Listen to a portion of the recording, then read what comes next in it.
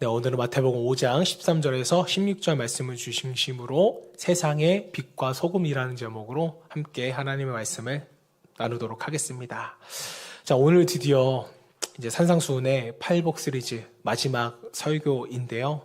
사실 팔복은 지난주에 끝났고 본문은 팔복을 말씀하시고 너희가 어떤 존재가 되어야 하는지를 우리에게 말씀해 주시는 본문입니다. 자, 그래서 오늘 설교는요, 굉장히 의미가 있어요. 왜 그렇습니까? 우리 교회 이름이 빛과 소금의 교회인데 오늘 본문이 바로 그 내용이기 때문에 그렇습니다. 자, 그래서 저도 부담이 되더라고요. 과연 이 말씀을 우리 성도님들에게 잘 전달을 될 수 있을까 부담이 되었습니다. 설교를 들으시면서 저를 걱정하라는 뜻이 아니라 그저 저 입술을 통하여서 하나님의 뜻이 여러분들에게 정확하게 전달되기를 저는 항상 소망합니다. 그래서 기도하는 마음으로 여러분들이 함께 잘 들어주셨으면 좋겠습니다. 자, 우리가 신앙생활을 함에 있어서 열심히 있는 분들은 항상 내가 좀 무엇을 할지를 우선적으로 생각을 합니다. 좋은 마음이죠. 자, 그런데 산상수훈의 말씀과 제가 여러분들에게 강조드리고 싶은 말씀은 뭐냐면 우리는 doing, 무엇을 해야 하는지에 집중하는 신앙이 아니라 being, 어떤 존재가 되어야 하는지를 점검하는, 아는 신앙이 되는 것이 매우 중요하다는 것입니다. 자, 우리의 신앙생활과 빛소교회의 신앙의 지향점은요, 무엇을 해야 하는지 집중하는 교회가 아니에요. 어떤 존재인지를 아는지가 중요한 신앙이고 그것을 아는 것이 성도의 최우선의 신앙이 되어야 한다고 저는 생각을 하고 있습니다. 자, 물론 성경은요, 우리가 누구인지를 아는 것과 그에 따라 살아가는 실천, 이 두 가지를 모두 다 강조를 합니다. 중요하게 말해요. 하나님께서 우리에게 주시는 그 주권적인 은혜가 얼마나 큰지를 강조하면서도 동시에 우리가 어떻게 살아야 하는지도 동일하게 강조하고 있다는 것입니다. 자, 그런데 중요한 건 이 두 가지가 다 중요하긴 한데 그 순서가 바뀌면 안 된다라는 거죠. 문제가 생긴다는 것입니다. 신앙생활을 잘 한다는 건 이 순서를 제대로 바로잡는 것이다 라고까지 저는 말씀을 드리고 싶어요. 자, 신앙생활에서 중요한 건 성경이 어떤 순서로 말씀하고 있는지를 분명하게 아는 것입니다. 자, 성경은 먼저 우리가 하나님 안에서 은혜를 누리고 어떤 존재가 되었는지를 말해요. 그리고 그 다음에 그런 존재가 되었으니 너희가 어떻게 살아야 한다. 이렇게 우리에게 말씀하고 있습니다. 자, 다시 말해 첫 번째는 내가 은혜로 어떤 존재가 되었는가를 아는 것이고 두 번째는요, 그런 존재로서 어떻게 살아갈 것인가. 이렇게 정리해서 말씀할 수 있습니다.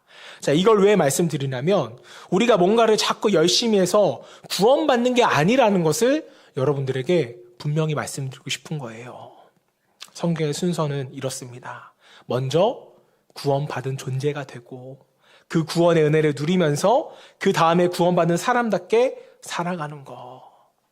이게 성경이 말하는 바른 순서라는 것이죠. 자, 그래서 존 스토트 목사님은 이런 말씀을 하셨어요. 율법은 우리를 의로운 존재가 되도록 그리스도께 이끈다. 이 말을 처음 들으면 우리가 헷갈릴 수가 있습니다. 그래서 잘 이해하셔야 되는데 여기에는요, 반어법적인 표현이 들어가 있어요. 의로운 존재라는 말은요, 신학적인 용어로서 칭의받았다라는 것입니다. 즉 하나님께서 우리를 의롭다 여겨주셨어요. 율법은 우리의 행위를 기준으로 말씀하고 있는 것입니다. 자, 하지만 율법을 통해 우리가 깨닫는 게 뭐냐면 나는 율법을 완벽하게 지킬 수 없겠구나. 우리가 율법을 지키면 지킬수록 이것을 깨닫게 돼요. 자, 그래서 율법을 다 지켜서 우리가 의로워지는 것이 아니라 율법을 지킬 수 없는 나 자신을 깨닫고 우리가 예수님께로 나아가서 은혜를 구하는 거. 그래서 의롭다 칭함을 받는 거. 이게 바로 복음이고 존 스토트 목사님이 말하는 핵심입니다. 이해되시죠?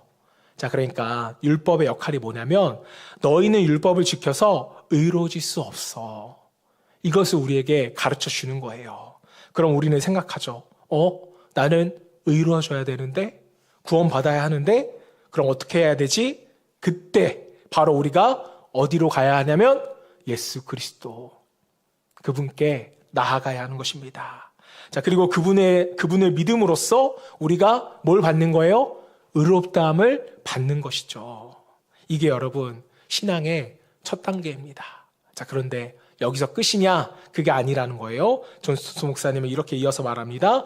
오히려 우리를 의롭다 하신 그리스도는 이제 우리가 거룩하게 살도록 다시 어디로 보내신다? 율법으로 보내신다. 무슨 말이냐면 우리가 의롭게 되었으니 이제 그것에 걸맞게 거룩하게 살아가야 한다. 이게 바로 성화죠. 이렇게 보면 신앙에는요, 균형이 있다라는 것을 우리가 알 수가 있습니다. 내가 어떻게 의로운 존재가 되었는가를 아는 것이고, 그리고 의로운 존재답게 살아가는 것, 이 두 가지가 함께 가야 온전한 신앙이라는 거죠. 이런 맥락에서 여러분들은 산상수훈과 예수님의 가르침을 바라보실 수 있어야 됩니다. 산상수훈이라는 것은요, 여러분, 단순한 도덕적 교훈이 아니라는 거예요. 착하게 살아라, 좋은 사람이 되어라, 이런 뜻으로 주신 말씀이 아니라는 것입니다. 만약 우리가 산상수훈을 다 지킬 수가 있어가지고 그걸로 의로워질 수가 있다면 예수님은 뭘까요? 구원자가 아니라 단지 좋은 선생님일 뿐이죠. 이렇게 살아봐. 그러면 너희가 복을 받을 수 있어. 그렇게 못 살면 너희는 벌을 받을 거야. 이렇게 가르치시는 분이 돼버리는 겁니다. 하지만 예수님은 선생으로 온 게 아니죠. 구원자로 이 땅에 오셨습니다. 물론 우리를 가르치기도 하셨지만 그보다 먼저 우리를 구원하시기 위해 오셨잖아요. 예수님은 단순한 교사가 아니라 우리를 죄에서 건지시고 새 생명을 우리에게 허락하신 분명 구원자이십니다. 자, 그럼 왜 우리가 구원이 필요할까요? 그 이유는 너무나도 간단하죠. 우리는 스스로를 구원할 수 없기 때문입니다. 산상수훈의 가르침도 마찬가지예요. 그 모든 말씀은 우리가 완벽하게 지킬 수 없기 때문에 우리에게 구원자가 꼭 필요하다는 거죠. 그런데 어떤 분들은 이 성경을 명령, 교훈, 규범의 책으로만 바라보는 경향이 있습니다. 이걸 잘 지켜야 착한 사람이 되고 이걸 잘 지켜야 하나님이 의롭게 여겨주신다. 이런 식으로 우리가 생각한다면 굳이 우리가 기독교를 믿을 필요가 없다는 거죠. 착한 사람이 되는 게 정말 목적이라면 우리는 유대교로 가셔도 돼요. 불교로 가셔도 됩니다. 거기에도 선한 가르침은 있어요. 착하게 살 수 있는 방법을 배울 수 있습니다. 자, 하지만 성경은 우리에게 단순히 착하게 살아라 라고 말씀하는 책이 아니라는 거예요. 성경은 복음의 빛, 즉 예수 그리스도를 믿는 믿음 하나로 우리를 의롭게 하신 하나님의 그 놀라운 은혜, 그 복음의 관점으로서 우리가 성경을 이해하고 살아야 한다고 우리에게 가르치고 있습니다. 자, 그런데 많은 사람들이 분명 복음으로 구원받았는데 그 이후에는요, 이상하게도 자기 스스로가 자기를 의롭게 만들려는 경향이 있어요. 그런 생활을 합니다. 이상하게도 구원받은 이후에는요, 구원은 은혜로 받았는데 다시 율법주의로 돌아가려고 해요. 이건 신앙의 본질과 순서를 우리가 놓치는 것입니다. 자, 오늘 산상수훈, 예수님께서 우리에게 주신 말씀을 통해서 복음이 이래서 내가 누구이고 또 내가 누구인지를 알았다면 어떻게 살아야 하는지에 대한 저와 여러분의 삶에 있어서 좀 더 가치 있고 의미가 있는 그런 삶과 신앙으로 변화될 수 있는 놀라운 은혜가 있기를 먼저 주님을 축복합니다. 자, 빛과 소금의 메시지에 대해서 오늘 좀 세 가지로 정리해 보려고 하는데요. 자, 빛과 소금의 첫 번째 메시지는요, 내가 누구인지에 대한 정체성은요, 규정되어진다고 우리에게 성경은 말하고 있습니다. 정체성은 규정되어지는 것이다. 무슨 말인가요? 여러분이 누구인지를 내가 결정하거나 내가 규정하는 것이 아니라 이것은 우리의 창조주, 하나님이 이미 규정해 주셨다는 겁니다. 자, 그렇기 때문에 우리 입장에서 보면 하나님께 규정당한 존재죠. 본문 마태복음 5장 13절 14절 말씀을 보면 예수님이 이렇게 말씀하셨어요. 너희는 세상의 소금이다. 너희는 빛이다. 예수님은요, 소금이 되어라, 빛이 되어라 이렇게 말씀하지 않으셨어요. 너희는 소금이다. 너희는 이미 빛이다. 이렇게 선언을 하셨습니다. 자, 왜냐하면 우리는 스스로를 만드는 존재가 아니기 때문에 그래요. 우리를 만드신 창조자가 계시고 우리를 구원하시고 지금도 우리를 다스리시는 우리의 왕 주님이 계시기 때문입니다. 우리는 그분의 종이며 우리의 삶은 그분께 속해져 있어요. 그래서 우리는 그분이 계획하신 대로, 그분이 뜻하신 대로 살아갈 때 진짜 행복을 누릴 수 있는 존재가 되는 것입니다. 팔복 다시 한 번 더 생각해 보세요. 8가지 중에 우리의 힘으로 할 수 있는 게 있어요? 박해받아서 죽을 수 있는 분 계세요? 아니에요. 우리가 할 수 없기 때문에 그분이 계획하신 대로, 그분의 뜻대로 살아갈 때 우리는 그저 행복한 존재가 되어지더라는 것입니다. 자, 하지만 오늘날 우리가 사는 현대사회는 좀 달라요. 우리는 모두 현대를 살아가는 성도들이죠. 여기서 원시시대를 살아가시는 분은 한 명도 없습니다. 그런데 현대인들의 특징 중 하나는요, 누군가가 나를 규정하는 거에 대해서 굉장히 불쾌해하고 싫어합니다. 넌 이런 사람이야 라고 말하면 좋아하시는 분 계세요? 네가 뭔데 나를 그렇게 평가해? 이렇게 생각하는 경우가 많아요. 거부감이 든다는 것이죠. 왜 그럴까요? 현대 사회에서 가치 있는 사람이란 어떤 사람이에요? 뭔가를 이루고 성취하고 만들어내는 사람을 가치 있는 사람이라고 평가하기 때문입니다. 대표적인 예가 뭐냐면 돈이에요. 물질입니다. 돈은 그냥 주어지는 게 아니죠. 우리가 열심히 벌어야 돼요.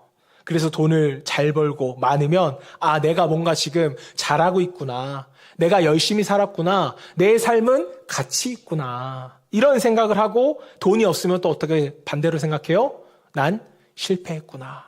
나에게 문제가 있는 거구나.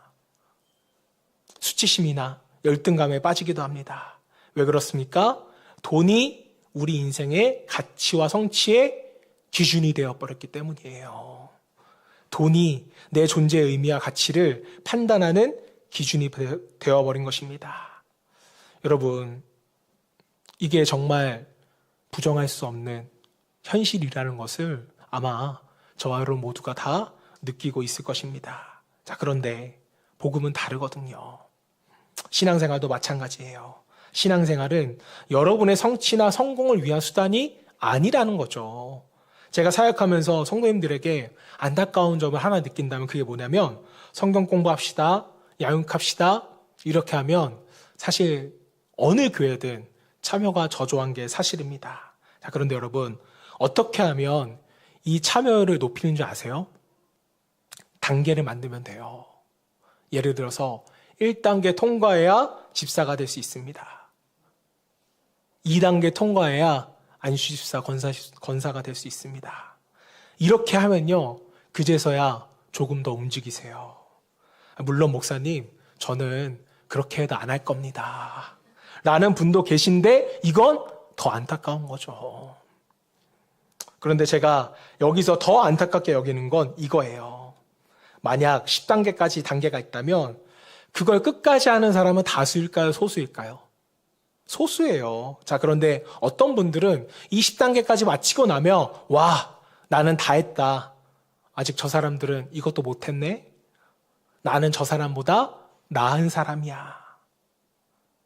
이렇게 생각을 해버린다는 거죠. 내가 마치 더 높은 것인 것 마냥. 여러분, 이런 마음은 아예 배우지 않은 사람보다 저는 더 안타까워요. 왜냐하면 그건 신앙이 아니라 경쟁과 비교의 마음이기 때문이에요. 복음이 없는 것과 마찬가지입니다. 복음이 아니라 세상의 마음이라는 거죠. 자, 사람은 경쟁 구조 안에 놓이며 뭔가 더 열심히 하려는 성향이 분명히 있어요. 자, 그런데 그건 분명 어디의 방식이라고요? 세상의 방식이라고요. 복음은 분명하게 다릅니다. 복음은 경쟁력이 아니라 뭐기 때문에요? 은혜이기 때문이죠. 값없이 주어지는 것. 비교가 아니라 하나님의 사랑과 부르심에 대한 응답이기 때문에 그래요. 자, 그래서 우리는 세상이 아니라, 그 기준이 아니라 복음과 은혜를 바라볼 수 있어야 됩니다. 세상의 방식으로 신앙생활 하지 말고 복음의 방식으로, 은혜의 방식으로 여러분들이 신앙생활을 하셔야 돼요. 로마서 4장 3절에서 5절 말씀, 성경이 무엇을 말하느냐? 아브라함이 하나님을 믿음에 그것이 그에게 의로 여겨진 바 되었느니라. 4절, 일하는 자에게는 그 삭시 은혜로 여겨지지 아니하고 보수로 여겨지거니와. 일을 하면 보수를 받는 것은 세상의 방식이잖아요. 자, 그러나 복음은 5절을 보세요. 일을 아니할지라도 경건하지 아니한 자를 의롭다 하시는 일을 믿는 자에게는 그의 믿음으로 의로 여기시나니. 여러분, 복음은요, 열심을 낸다고 얻어지는 게 아니에요. 무언가를 성취해서 받는 것도 아니고 내 노력으로 쟁취할 수 있는 것도 아니라는 겁니다. 의로움은, 복음은 주어지는 거예요. 이것에 여러분이 감사한다면 누가 시키지 않아도 열심으로 감사하며 신앙생활 할 수 있게 되는 것입니다. 이 크신 것을 우리에게 은혜로 선물로 주셨는데 어찌 우리가 하나님께 감사하지 않을 수가 있겠어요? 어찌 하나님께 찬양과 영광을 올려드리지 않을 수 있겠습니까? 하지만 우리는 여전히 교회 안에서 신앙생활 하면서도 뭔가를 얻어내려고, 뭔가를 이루려고 하는 경향들이 있어요. 그리고 그것을 해냈을 때 성취감을 느낍니다.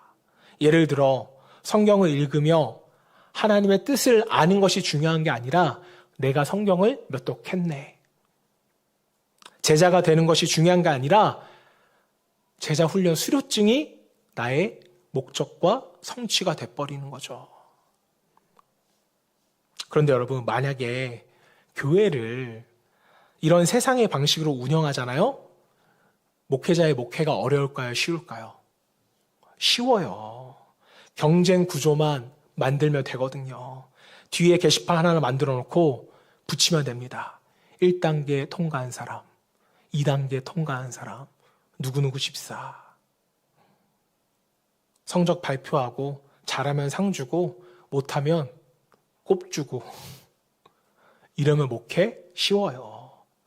그런데 왜 제가 그렇게 하지 않을까요? 제가 너무 착해서요? 그런 것도 있죠. 동의하십니까? 굉장히 기분 나빠하시는데 아니에요. 이건 복음이 아니기 때문에 그렇습니다. 저는 제 목회를 하면서 복음이 아닌 것은 안 할 거예요. 여러분, 많은 현대인들이 겉으로는 평등과 차별 없는 사회를 좋아하는 척합니다. 사람은 여러분 평등한 거 좋아하지 않아요. 속으로는 항상 남들보다 더 높아지고 특별한 대우를 받기를 원합니다. 그래서 우리는 더 열심히, 더 많이 기도하고 더 많은 일을 하면서 하나님이 나를 사랑해 주기를 바라는 거예요. 주님, 아버지, 내가 이거 했으니까 나를 좀 더 사랑해 주세요. 내가 저 사람보다 그래도 열심히 했는데 왜 나는 저 사람보다 못 나가나요? 심지어는 내가 높아질 수만 있다면 다른 사람을 끌어내리는 거예요. 신앙생활 안에서도 이런 경쟁이 분명히 숨어 있다라는 거죠. 하지만 여러분, 복음은 완전히 달라요. 복음은 하나님이 우리를 위해 행하신 일이거든요. 아무 자격도 없는 우리에게, 아무것도 드린 게 없는 우리인데도 예수님은 우리를 위하여서 십자가를 지셨잖아요. 우리를 아무 대가 없이 구원해 주신 것. 이게 바로 여러분 복음인 것입니다. 자, 그래서 복음에는요, 차별이 없는 거죠. 복음은 모두에게 평등하게 주어지는 하나님의 은혜라는 겁니다. 자, 여러분, 꽃을 한번 생각해 보세요. 꽃은요, 서로 경쟁하지 않습니다. 봄에 피는 꽃은 봄에 피어서 아름답고, 가을에 피는 꽃은 가을에 피기 때문에 아름답습니다. 누가 먼저 피려고 애쓰지 않아요. 그 모습 그대로 자기 자리에 만족하며 살아갑니다. 왜 그럴까요? 하나님이 그렇게 만드셨기 때문이죠. 하나님이 각자에게 그 자리를 주셨고 그 안에서 하나님이 아름다움을 허락해 주신 것입니다. 자, 하나님께서 오늘 예수 그리스도의 입술을 통해서 여러분들을 어떻게 규정하셨어요? 너희는 빛이다. 너희는 소금이다. 이렇게 우리에게 규정해 주셨습니다. 자, 그런데 우리는 자꾸 빛이 되려고, 소금이 되려고 애를 쓰는 거예요. 열심히 노력하고 발버둥 쳐보지만 그걸 정말 우리의 힘으로 이뤄낼 수 있는 걸까요? 정말 스스로 그렇게 될 수 있다고 생각하세요? 아니잖아요. 오늘 말씀은 좀 교리적이기 때문에 여러분이 좀 딱딱하게 느낄 수 있어서 여러분의 이해를 돕기 위해서 구약의 한 이야기를 좀 나눠보려고 합니다. 지난주까지 우리 수요예배 때 함께 나누었던 사사기 기억하시죠? 이스라엘에 아직 왕이 없던 그 왕정 시대 전에 하나님은 직접 이스라엘 왕이 되어서 다스리셨습니다. 필요할 때마다 이스라엘을 구원하기 위해서 특별한 지도자를 세웠는데 그게 바로 사사였어요. 자, 그 사사들 중에 미디안이라는 아주 강한 민족으로부터 이스라엘을 구원하기 위해서 세운 사사 한 명이 있었는데 그 사사의 이름은 기드온이었습니다. 하나님이 기드온을 부르세요. 사사기 6장 12절 말씀 우리 함께 읽어보겠습니다. 시작.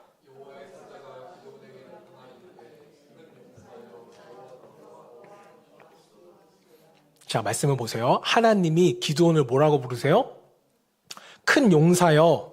기드온아, 너는 큰 용사야. 라고 얘기를 하고 있습니다. 역시나 규정해버리세요. 그런 존재라고 말씀하십니다. 자, 그런데 과연 여러분, 기드온이 큰 용사였을까요? 미디안으로부터 이스라엘을 구원할 만한 그런 장수였을까요? 그렇지 않아요. 사사기 6장 15절 말씀 보세요. 함께 봉독합니다. 그러나 기드온이 그에게 대답하되 오 주여 내가 무엇으로 이스라엘을 구원하리이까? 보소서 나의 집은 므낫세 중에 극히 약하고 나는 내 아버지 집에서 가장 작은 자니이다 하고. 기드온은 12지파 중에서도 가장 약한 지파의 출신이었어요. 자기 형제 중에서도 자기는 가장 힘이 없다라고 말합니다. 자, 그리고 실예로 우리가 수예배 때는 나눠서 알죠? 기드온은요, 미디안에게 곡식을 빼앗길까봐 작은 포도주 틀에서 타작을 하던 연약한 사람이었어요. 기드온이 정말 용사입니까? 아니죠. 그는 자신을 나약한 사람, 나는 작은 자입니다. 라고 생각을 했습니다. 자, 그런데 하나님의 사자가 기드온에게 와서 말하는 건 뭐예요? 너는 큰 용사다. 그런데 여기서 만약에 기드온이 이렇게 생각했으면 어땠을까요? 아, 하나님은 내가 약하니까 용사가 되라고 말씀하시는구나. 이렇게 받아들였다면 기드온이 해야 할 일은 무엇일까요?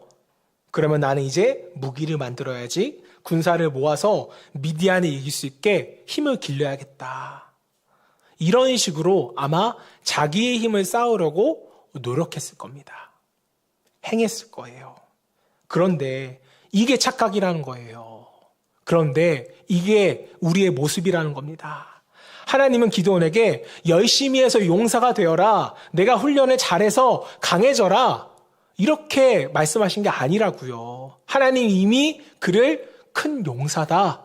이렇게 부르셨습니다. 성경에서 하나님이 사람의 이름이나 정체성을 바꾸실 때는요, 그 사람의 능력을 보고 말씀하는 게 아니에요. 예를 들어서 너는 아브라함이다. 당시 아브라함에게는 아들이 없었어요. 근데 아브라함의 정체성을 뭐라고 말해요? 너는 열국의 아비다.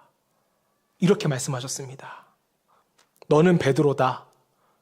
다혈질이고 변덕도 심한데 좀 있으면 예수님을 3번 부인할 건데 시몬에게 베드로, 너는 반석이다. 이렇게 말씀을 하시는 거예요. 이처럼 하나님께서 너는 용사다 말씀하실 때 그 사람이 잘해서가 아니라 하나님이 그렇게 정하셨기 때문에 그렇게 부르시는 겁니다. 하나님은 우리의 실력을 보는 게 아니라는 거죠. 당신 자신의 능력, 즉 하나님의 실력을 기준으로 우리에게 말씀해 주시는 거예요. 자, 그래서 우리는 하나님을 믿는 것이 중요합니다. 하나님은 스스로 자신을 신뢰하고 그 능력으로 일하시기 때문에 그 하나님을 우리는 그저 믿는 거죠. 여러분, 우리가 착각하는 게 뭔지 아세요? 내가 열심히 봉사하면 하나님의 영광이 드러나겠지. 목회자는 내가 열심히 하면 교회가 부흥하겠지. 이렇게 생각한다면 큰 착각입니다. 하나님의 교회는요, 우리의 열심으로 이루어지는 것이 아니라 하나님의 능력으로 세워져 가는 거예요. 그래서 우리가 누구에게 기도하는 거예요? 하나님께 기도하는 거죠. 기드온의 이야기를 조금 더 이어서 해볼게요. 기드온이 쌓여야 할 미디안의 군대가 몇 명이었습니까? 13만 5천 명이었어요. 기드온도 싸워야 하니까 병사들을 모았습니다. 그게 몇 명이에요? 2만 2천 명의 군사였습니다. 자, 그런데 하나님이 여기서 뭐라고 말씀하시냐면, 기드온아, 두려워하는 사람은 그냥 돌려보내. 이렇게 말씀하세요. 그랬더니 무려 1만 2천 명이 돌아갑니다. 이제 몇 명이 남았어요? 1만 명이 남아요. 자, 그런데 하나님은 이것도 많다고 하세요. 결국 남은 인원은 딱 300명입니다. 13만 5천 명 대 300명. 게임이 되는 싸움이에요? 안 되죠. 그런데 결과는 뭐였습니까? 다 아시잖아요. 기드온이 승리하는 거예요. 300명이 승리했습니다. 제가 여러분 한번 질문 드려볼게요. 만약에 기드온 한 명이 싸웠다면, 13만 5천 명과 싸웠다면 기드온은 이겼을까요? 졌을까요? 너무 어려우세요, 문제가? 그래도 이겼을 거예요. 왜요? 이 싸움은 기드온의 능력의 싸움이 아니라 하나님의 싸움이기 때문에. 이 이야기를 통해 우리가 꼭 기억해야 할 메시지는 이거예요. 하나님은 사람의 수와 상황에 의존하지 않으신다. 하나님은 우리의 능력에 기대지 않으신다. 기드온의 이야기에 숨겨진 메시지, 찐 메시지는 뭐냐? 진짜 용사는 하나님이시다. 큰 용사는 하나님이시라는 거예요. 기드온은 그 진짜 용사이신 하나님 옆에 함께 싸울 수 있는 병사예요. 병사로서 그 영광을 누리는 겁니다. 이걸 오늘 여러분의 삶 속에 좀 적용해 보세요. 예수님은 우리에게 너희는 세상의 빛이다, 소금이다 라고 말씀을 하셨습니다. 그럼 우리가 진짜 빛이에요? 우리가 정말 세상을 변화시키는 소금인가요? 사실 유일한 빛은 하나님 한 분이시죠. 우리는 그 빛 옆에 있을 뿐이고, 그런데도 하나님은 우리에게 빛이라고 불러주시고 소금이라고 불러주시고 그 하나님과 함께 우리는 그저 영광을 누릴 뿐입니다. 이게 바로 여러분 복음이에요. 이게 복음 중심으로 우리가 성경을 바라보는 방법이고, 복음이 교회를 규정하고 복음이 여러분을 규정하는 방식입니다. 또다시 한번 복음의 원리를 볼게요. 갈라디아서 2장 16절 말씀 함께 봉독합니다. 시작. 사람이 의롭게 되는 것은 율법의 행위로 말미암이 아니요 오직 예수 그리스도를 믿음으로 말미암은 줄 알므로 우리도 그리스도 예수를 믿나니 이는 우리가 율법의 행위로서가 아니고 그리스도를 믿음으로써 의롭다함을 얻으려 함이라. 율법의 행위로서는 의롭다함을 얻을 육체가 없느니라. 사람을 의롭게 하는 것은 doing, 행동이 아니라는 거예요. 의롭다 하심을 얻는다는 것도 우리의 쟁취가 아니라 믿음으로 주어지는 은혜인 것입니다. 그리고 그것을 받아들이는 것, 이게 복음이죠. 하나님의 은혜가 우리에게 먼저 다가왔기 때문에 우리는 단지 그것을 받을 뿐입니다. 그런데 우리는 여전히 죄인이잖아요. 지금도 부족하잖아요. 그런데도 하나님은 우리를 의롭다 말씀하십니다. 그럼 그분이 우리를 빛이라, 소금이라 부르신 이유가 정말 잘나서, 정말 깨끗해서 그렇게 부르신 거예요? 아니잖아요. 하나님은 모든 것을 아시고도 우리를 그렇게 규정해 주시는 것입니다. 이게 은혜고 이게 복음이라는 것을 여러분이 가슴 깊이 새기셔야 돼요. 이게 없으면 우리의 신앙생활은 순서가 뒤바뀌어 버립니다. 내가 뭘 해야 나는 하나님께 인정받는구나, 의롭다고 여겨지는구나. 빛과 소금이 될 수 있겠구나. 복음을 오해하시는 분들이 많아요. 복음은 우리가 구원받고 나서 죄를 안 짓게 만들어주는 거다. 복음은 죄 안 짓는 삶을 목표로 삼게 해준다. 이렇게 생각을 하지만 이것은 복음을 너무 좁게 보는 겁니다. 여러분, 오늘 우리가 만약에 죄를 안 지었어요? 그럼 오늘 이게 복음이 될 수 있겠죠. 하지만 내일 우리가 다시 죄를 짓는다면 이것은 더 이상 복음이 아니게 돼버리는 거예요. 더 이상 우리에게 기쁜 소식이 아니게 돼버리는 것입니다. 죄의 삭은 사망이라고 분명히 말합니다. 우리 죄 지었으니까 그럼 당연히 죽어야겠죠. 그런데 복음이 진짜 능력이고 복음이 진짜 대단한 이유는 우리의 일평생을 책임지는 기쁜 소식이기 때문에 그렇습니다. 심지어 우리가 죄를 또 짓는 날에도 상황이 아무리 안 좋아져도 그 기쁜 소식은 여전히 우리에게 복음으로 남아있는다고요. 여러분, 이게 바로 우리의 존재입니다. 이게 우리예요. 얼마나 우리가 놀라운 존재입니까? 이 참된 복음, 이 기쁜 소식이 우리 교회를 통하여서 더 크게 드러나기를, 그래서 더 많은 사람이 이 복음의 은혜를 누리게 되기를 주님의 이름으로 축복합니다. 자, 그럼 이제 여러분에게 질문 드려볼게요. 여러분 빛이세요? 지금 여러분 소금이세요? 분명 이미 우리는 앞서서 너희는 빛과 소금이라고 존재되었다, 규정되었다라고 이미 성경을 통해서 우리가 배웠지만 우리 스스로 대답하기에는 어려워요. 왜 그렇습니까? 여전히 우리는 어색하거든요. 아유, 난 안 착한데. 아유, 나는 지금도 죄를 많이 짓는데. 내가 무슨 빛이야? 소금이야? 자, 그런데 여러분, 왜 아직도 여러분 스스로를 여러분들이 판단하려고 하시냐고요. 여러분 인생을 왜 여러분들이 규정 지으려고 하십니까? 하나님은 분명히 말씀하셨어요. 너는 빛이야, 너는 소금이야. 옆에 사람에게 한번 인사해 주세요. 너는 빛이야, 너는 소금이야.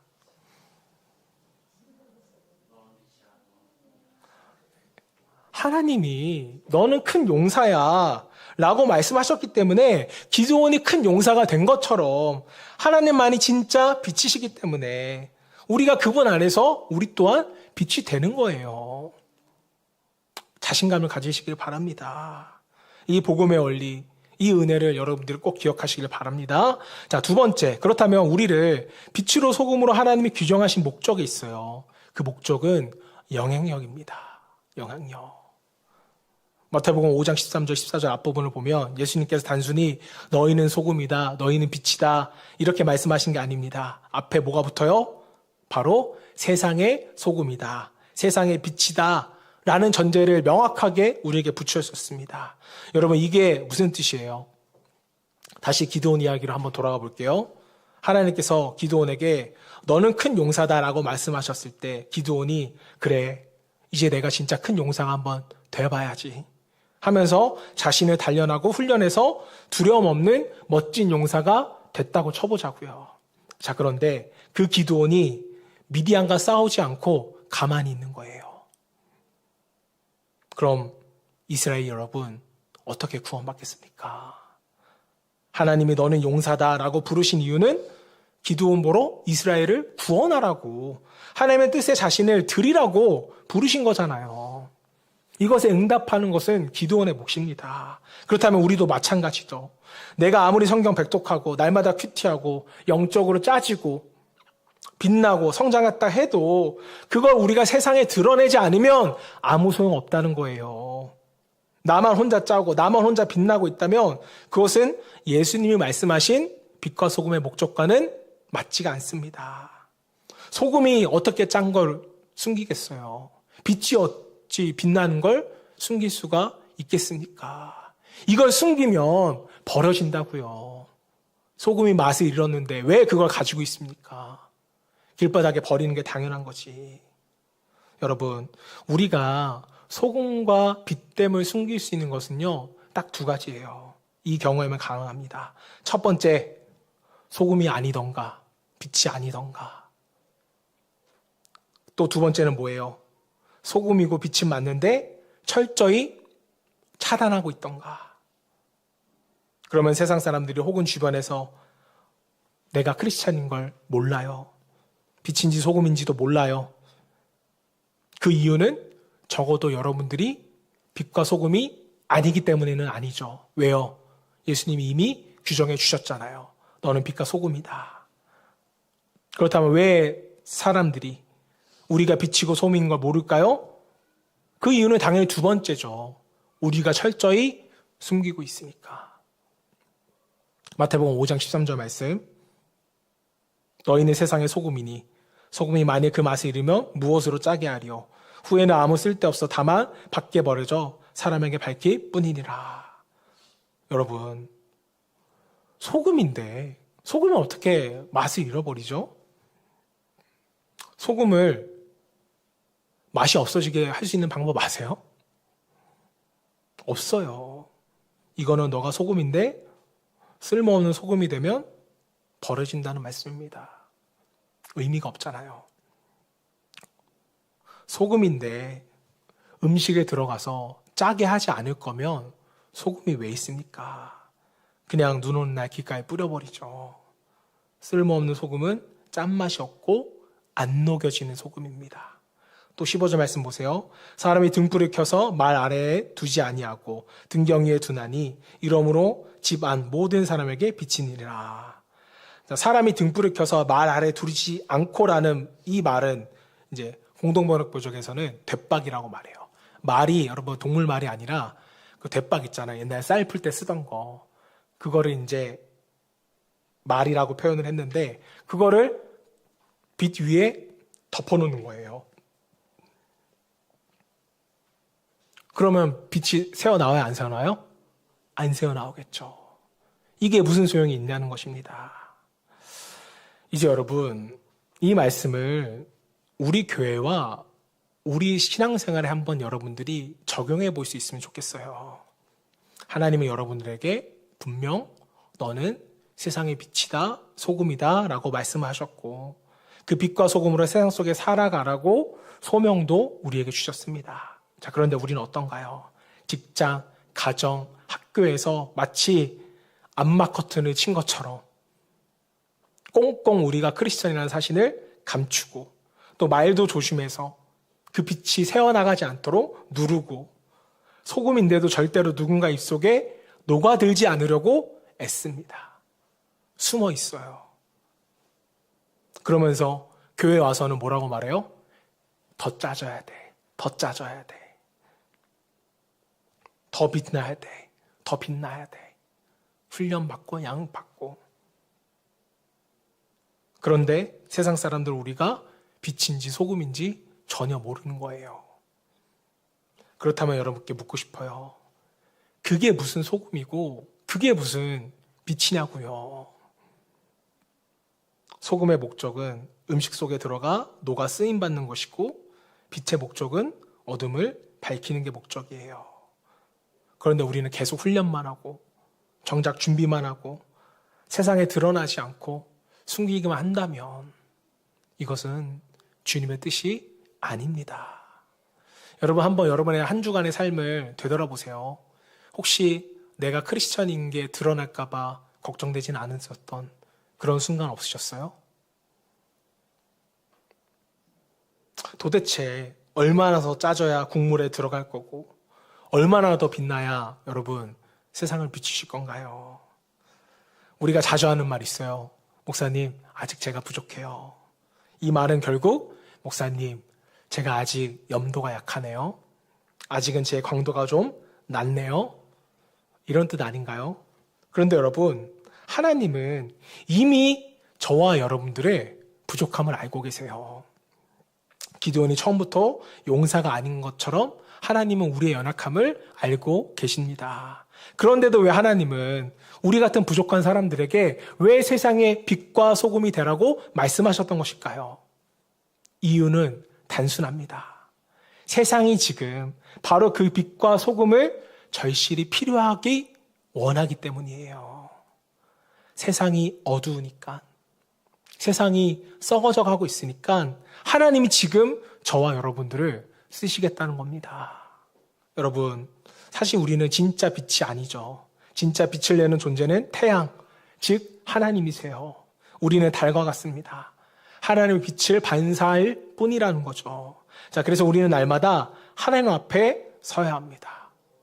하나님을 바라봐야 그 빛을 반사할 거 아니에요. 내가 다른 곳을 비추고 있으면, 보고 있으면 어떻게 그 빛이 반사가 될 수 있겠습니까? 내 스스로 짠맛을 내려고 하고 내 스스로 밝아지려고 하면 우리는 평생 세상의 빛과 소금은 될 수가 없습니다. 우리의 빛이 약하고 우리의 소금기가 부족하더라도 그 작은 것이라도 하나님의 손에 쓰일 때 하나님의 소명이 감당되어지는 그런 삶이 되는 것입니다. 자, 그리고 마지막 세 번째 뭐냐면요, 적용이에요. 지금 바로 여러분의 그 환경, 그 삶 속에서 선한 영향력을 미치라는 겁니다. 지금 바로 이제 우리가 실천해야죠. 율법을 행함으로 의로워지는 게 아니에요. 여러분이 이미 의로워진 다음에 살아내는 것이었습니다. 똑같은 원리예요. 여러분들이 실천을 못한다고 해서 빛이 아니고 소금이 아닌 게 아니라고 저는 말씀을 드리고 싶은 거예요. 자, 오늘 말씀이 교훈이라면 아마 예수님은 이렇게 말씀하셨을 겁니다. 5장 16절이 먼저 나왔을 거예요. 너희가 너희의 빛을 세상에 보이게 해서 선한 행실을 행하라. 그리하면 너희가 빛이 될 것이다. 선한 행실을 행해. 그럼 너희가 빛이 되는 거야. 이렇게 말씀하셨을 거예요. 하지만 성경은 우리에게 이렇게 말씀하지 않으셨습니다. 너희는 빛과 소금이야. 그런 존재야. 그러니까 이제 선한 행실을 행해봐. 이렇게 얘기를 했잖아요.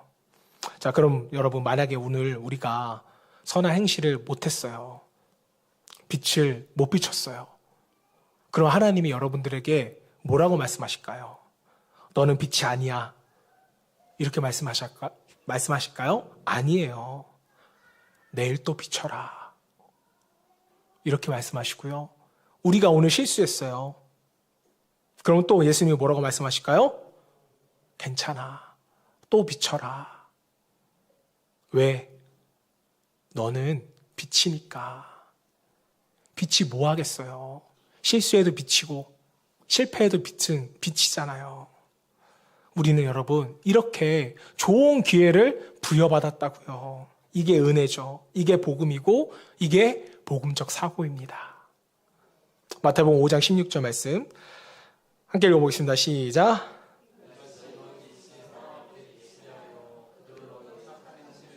하늘에 계신 너희 아버지께 영광을 돌리게 하라. 우리는 발광체가 아니라고요. 하나님의 빛을 비추는 반사판인데 이제는 좀 너희 안마 커튼을 좀 제끼고 너희를 드러내라는 것입니다. 그들로 너의 착한 행실. 착한 행실이란 게 뭐예요?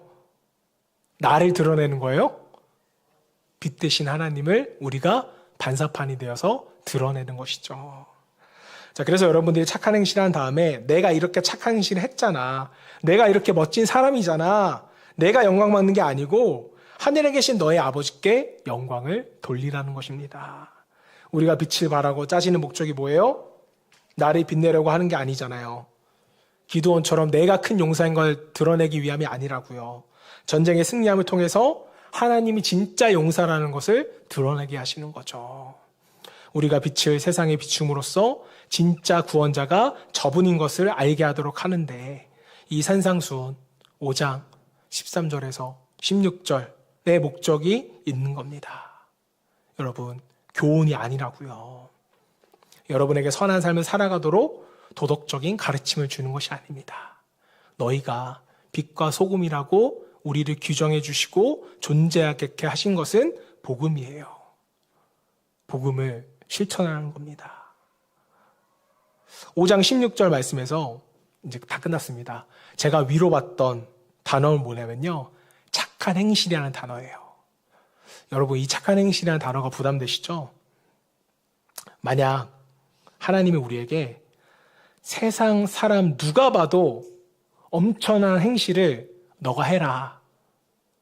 이렇게 말씀하셨다면 우리 중에 이거 할 수 있는 사람 아무도 없었을 거예요.